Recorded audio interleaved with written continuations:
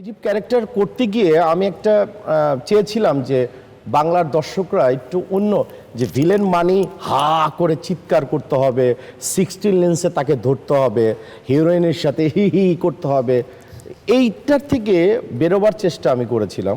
হয়তো আমি সাকসেস হয়েছিলাম, তাতে আমার কিন্তু অনেক নেগেটিভ ছবি কিন্তু বেশ জনপ্রিয়তা পায়। একঘেয়েমি লাগছিল, একঘেয়েমি লাগছিল।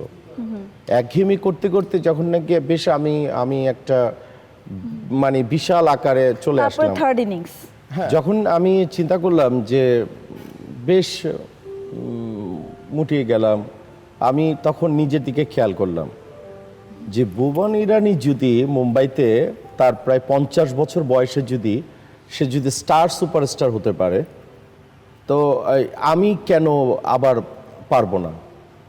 তা আমার মেয়ে তখন বলল যে বাবা, তুমি কেন ভিলেন করো? আমার বান্ধবী না একটু ঢং করে কথা বলে, আমি এটা চাই না। তখন আমি কোনো ক্যারেক্টারের কোনো ভেরিয়েশন পাচ্ছিলাম না।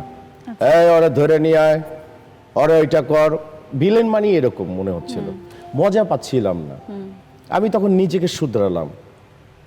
শুধরালাম মিন্স হচ্ছে আমার শরীরের দিকে আমি খেয়ালটা, নাকি এর সাথে হচ্ছে যে আপনার অমনোযোগিতা সবকিছুই সম্পর্কে আরো একটু প্র্যাকটিস, সবকিছুই আমি নিজের কন্ট্রোলে নিয়ে আসলাম।